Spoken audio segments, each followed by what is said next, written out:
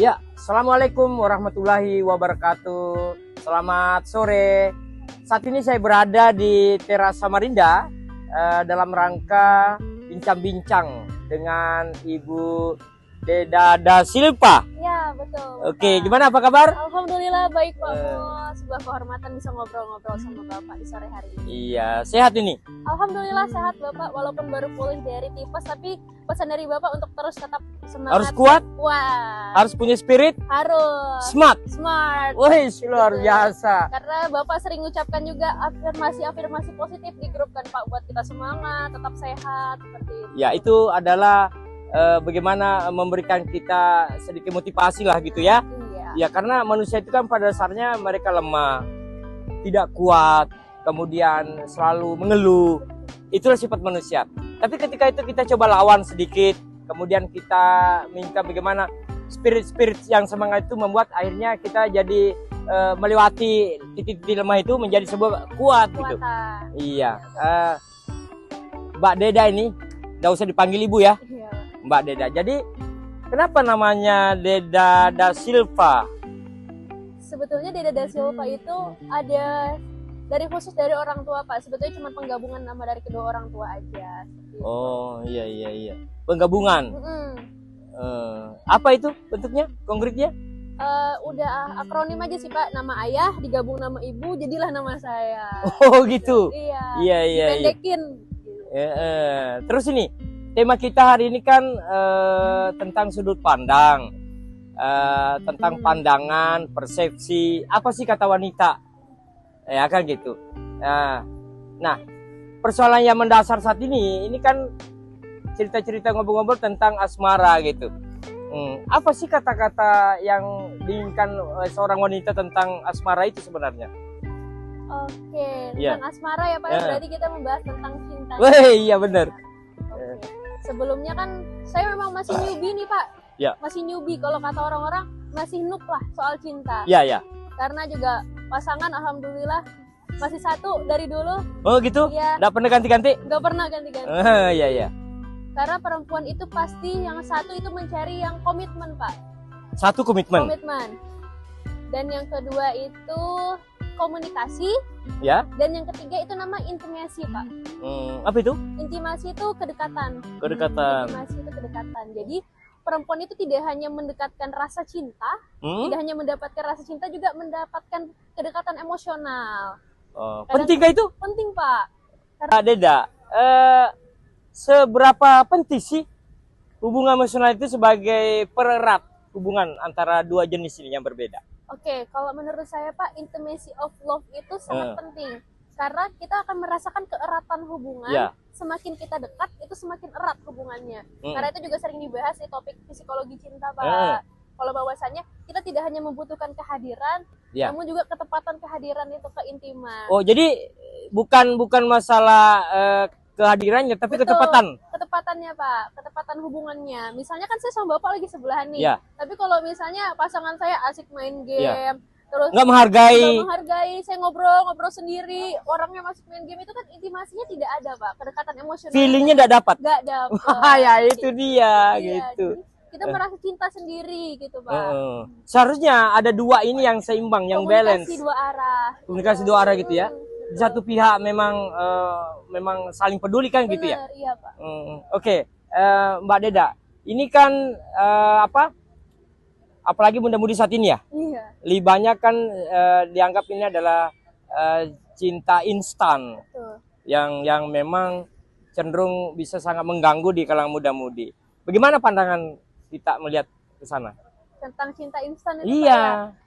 Betul. Mungkin itu lebih sering dianggap sebelah mata sih Pak, cinta instan itu.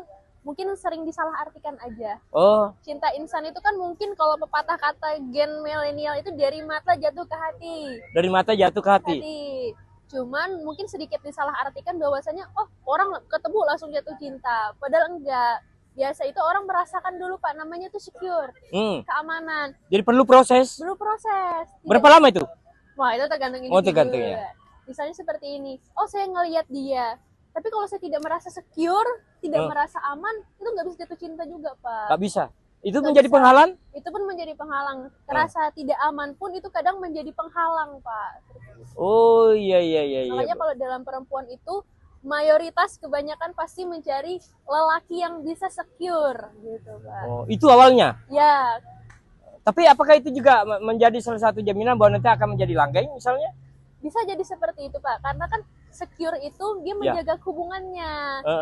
Jadi itu perempuan merasa aman, terus juga merasa terlindungi seperti itu. Karena kan jiwa laki-laki itu sebetulnya untuk melindungi kan, Pak, ya, katanya ya. seharusnya gitu ya. Harusnya kan katanya laki-laki itu harus mampu melindungi baik emosional maupun fisiknya, Pak. Oh. Jadi nggak cuma merasa oh aku lagi dilindungin loh ini, tapi tapi jangan sampai kayak cuman perasaannya aja, lebih ke arah fisiknya. Tapi mungkin juga perlu pendekatan, bukan hanya kata-kata tapi adalah actionnya yang lebih utama.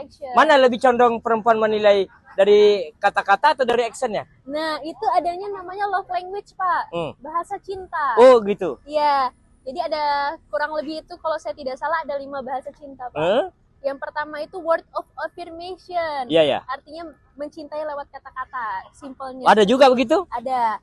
Ada juga yang lewat act of service. Itu lewat tindakan. Misalnya beliin minum. Oh iya, ini pendekatan tingkah laku nih. Iya, itu namanya untuk bahasa cinta. Bahasa cinta, ya. Terus ada yang ketiga namanya receiving gift. Memberikan hadiah. Hadiah. Itu bagian juga dari itu. Bagian juga dari pendekatan itu tadi ya. Iya, betul. Ada juga yang namanya physical touch, Pak. Sentuhan fisik. Sentuhan fisik. Yang seperti apa itu? Jadi misalnya kan ada yang suka dipeluk, suka dipegang tangannya, dimanja.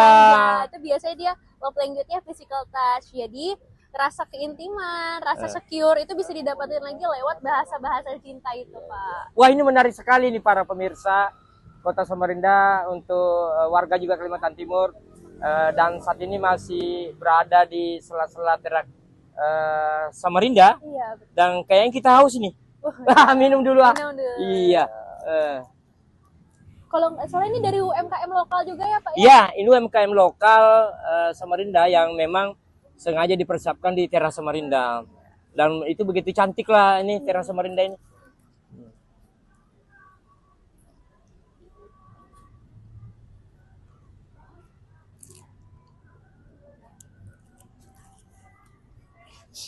Ya, kita lanjut Mbak Deda. Seberapa jauh sih yang bisa menghambat biasanya hubungan dua insan yang berbeda? Nah, biasanya tuh Pak ya, orang merasakan jarak dalam hubungan. Ini kalau pengalaman saya sih dengar dari cerita anak-anak, teman-teman. Kan kita sering dengar curhat-curhat nih, Pak. Yang paling merasa bikin hubungan gak langgeng itu adalah yang pertama komunikasi. Komunikasi. Ini faktor utama nih. Faktor utama komunikasi. Iya. Yang kedua rasa aman. Rasa aman. Kadang kan ada nih Pak orang yang curigaan terus sama pasangannya. Oh, itu paranoid. Oh, ya. Curiga yang berlebihan. Berlebihan. Tapi mungkin memang ada tanda-tanda untuk dicurigai. Nah, kita kurang paham nggak ya? Itu kan hubungan masing-masing. Iya, oke. Terus. Ya. Biasa itu sih Pak, dua itu. Komunikasi sama rasa aman. Rasa aman. Yang paling utama sih Pak, yang sering disepelekan tuh sebetulnya komunikasi sama rasa aman. Iya. Misalnya nih, kan anak muda zaman sekarang sih Pak. Jadi maunya tuh kalau pasangannya kemana-mana tuh dikabarin.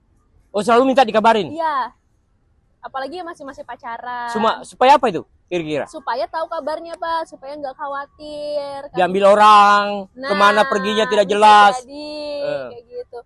Supaya tuh kan kita tuh pengennya melihat kayak, oh pasanganku baik-baik aja loh. Setiap saat, setiap waktu. Biasa sih nggak setiap saat sih Pak. Misalnya kayak, oh aku lagi mau makan nih, keluar bentar ya, kayak gitu. Harus selalu lapor? Biasa sih kebanyakan gitu Pak. Minta laporan. Gitu. Ini mungkin persoalan kenyamanan. Ya, seperti itu. Begitu nyaman ketika kemana saja bisa menyampaikan. Jadi selalu update informasinya. Iya, update. Tapi ada lagi yang nggak suka dihubungin Pak. Oh, ada juga? Ada hubungan yang nggak mau komunikasi. Nggak mau? Nggak mau. Jadi itu ada salah satu influencer Pak, cukup terkenal. Iya. Dia itu jarang teleponan atau chatan sama pasangannya. Bisa 3 hari sekali, 4 hari sekali baru ngobrol sama pasangannya. Dan itu kadang-kadang disebut sama netizen tuh Pak kayak red flag. Karena jarang ngobrol. Tapi persentasenya banyak yang seperti itu. Nah, kalau di sekitaran saya sih nggak pernah nemu ya Pak ya. Nggak pernah nemu ya. Nggak pernah nemu. Cuma ada bahan pembicaraan lah begitu ya. Ada bahan pembicaraan. Di Thread Pak, di Thread, aplikasi Thread. Iya. Ada itu. Ada. Oh. Sering dibahas tuh Pak, cowok-cowok red flag itu gimana sih? Tapi yang paling umum biasa terjadi? Yang paling sering terjadi itu adalah micro cheating Pak. Micro cheating. Micro cheating. Micro cheating. Micro cheating itu selingkuh kecil. Selingkuh yang nggak sengaja. Itu sering banget dibahas di Thread, di X kayak Ya, gitu, Pak. seperti apa itu konkretnya? Misalnya nih udah punya pacar tapi jalan sama cewek lain. Oh, ada. Ada Pak. Ini yang cowok ini. Iya, atau yang cewek juga bisa. Cewek juga ada. Iya. Kalau dibandingkan dengan persentase cowok dan cewek, kira mana yang lebih dominan? Kalau kata sosmed Ini harus terbuka ini. Iya, Ini kan juga dikonsumsi oleh orang banyak. Tapi itu apa? Tidak setuju kan enggak apa-apa. Bener, Sepakat juga enggak apa-apa kan gitu. Iya. Boleh nyampain pendapatnya juga, setuju atau enggak. Cuman kalau kita lihat persentasenya itu kan nggak jauh beda sih Pak sebetulnya. Ada yang perempuannya yang selingkuh, ada laki-lakinya yang selingkuh. Kalau di Twitter itu sih kebanyakan yang nge-spill itu perempuan Pak. Berarti yang selingkuh adalah laki-laki. Oh, ingat ini para laki-lakian nih. Ini. Tapi ini hanya pendapat pribadi ya, tidak punya data. Nggak ada datanya. Gimana? Karena kalau perempuan itu kan mainnya pakai perasaan Pak. Oh, pakai perasaan? Iya. Laki logika. Oh, nah, berarti berbahaya dong pakai perasaan? Enggak dong, karena kan perasaan itu bisa. Nah, ini tuh Pak, manusia itu didasari oleh dua hal. Rasional dari pemikiran dan juga oleh perasaan. Jadi nggak bisa cuman salah satu aja yang menonjol. Nah, cuman perempuan itu memang dirancang dari sananya, sistemnya adalah menguatkan rasa emosional hatinya. Kalau laki-laki itu lebih dari rasional pikirannya Pak. Iya.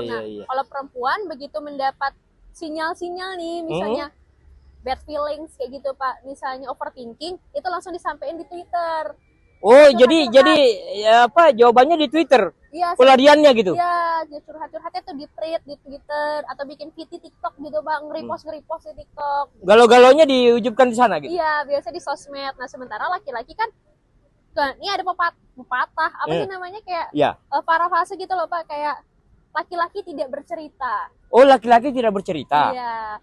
Itu lagi ramai itu Pak di sosmed, laki-laki tidak bercerita. Jadi kebanyakan yang cerita di sosmed itu adalah perempuan kalau diselingkuhin. Nah, tapi by data ngomelnya di sosmed. Iya, tapi by data kita belum ketemu sih yang mana yang lebih banyak selingkuhnya. Tapi micro cheating itu sering banget kejadian Pak. Iya. Jadi bahan pembicaraan umum lah. Iya, bahan pembicaraan umum. Kalau cari aja tuh Pak di search-nya Twitter, search-nya X atau misalnya Thread, TikTok, Instagram, micro cheating, banyak banget yang keluar Pak.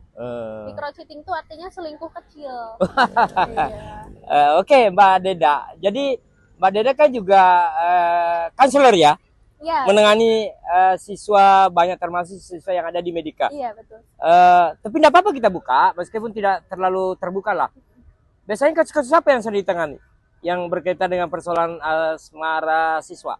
Nah, biasanya siswa Pak, dia nggak datang ke ruangan sih Pak. Oh, nggak mau?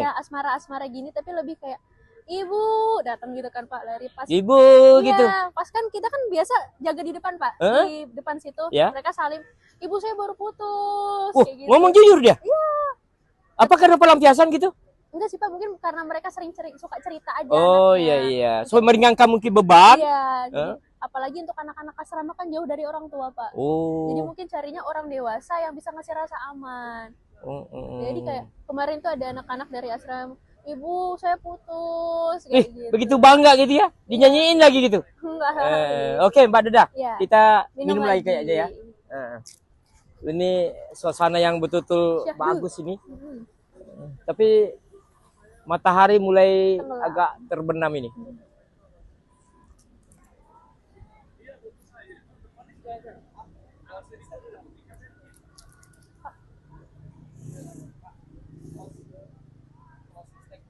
Closing statement. Ya, Mbak Deda, untuk akhir dari dialog kita pada senja hari ini bukan lagi sore loh. Iya. Senja hari ini, apa kata-kata bijak yang memang disampaikan para kaula muda-mudi lah? Paling tidak memberikan semacam gambaran solutif ketika mengalami masalah-masalah yang bisa menghambat baik pendidikannya maupun karirnya di kelak. Oke. Mungkin lebih ke arah motivasi ataupun penyampaian semangat sih Pak sesama anak muda yang sedang menjalani kehidupan percintaan, bahwasannya hubungan itu adalah hubungan diri sendiri dengan pasangan, tidak ada campur tangan orang lain. Nah, pasangan itu tidak ada yang harus sama-sama keras, sama-sama dingin, tapi pasangan itu membutuhkan mana yang keras, mana yang lembut, mana yang api, mana yang air, seperti itu. Kalau yang api dan air, yang panas bisa diteduhkan, yang teduh bisa dihangatkan, seperti itu. Jadi tidak mesti hubungan itu sama persis, karena sering ada orang yang sering bilang, oh aku sama kamu sama persis, berarti kita harus jadian. Enggak. Jadi hubungan yang penting adalah ada yang hangat, ada yang tenang, seperti itu. Oh begitu. Iya, wih, Bapak. Terima kasih, ini close statement. Mudah-mudahan ini menjadikan gambaran untuk para muda-mudi, para kaula muda lah pada umumnya ya. Terima kasih Mbak Deda. Terima kasih Pak Mus atas kesempatannya, sungguh berharga. Para pemirsa, baik di kalangan warga Samarinda maupun pada warga Provinsi Kalimantan Timur, demikianlah tadi dialog interaktif saya Mus Mulyadi, kemudian Mbak Deda yang memberikan wawasan pengalaman tentang pergaulan muda-mudi. Demikian, kita tunggu keseruan selanjutnya. Terima kasih. Wassalamualaikum warahmatullahi wabarakatuh. Ya Bapak, dadah. Ya, demikianlah dialog interaktif antara saya Mus Mulyadi bersama dengan Mbak Deda berkaitan dengan Q&A, sudut pandang, kemudian karena setiap pikiran punya alasan dan setiap rasa punya cerita.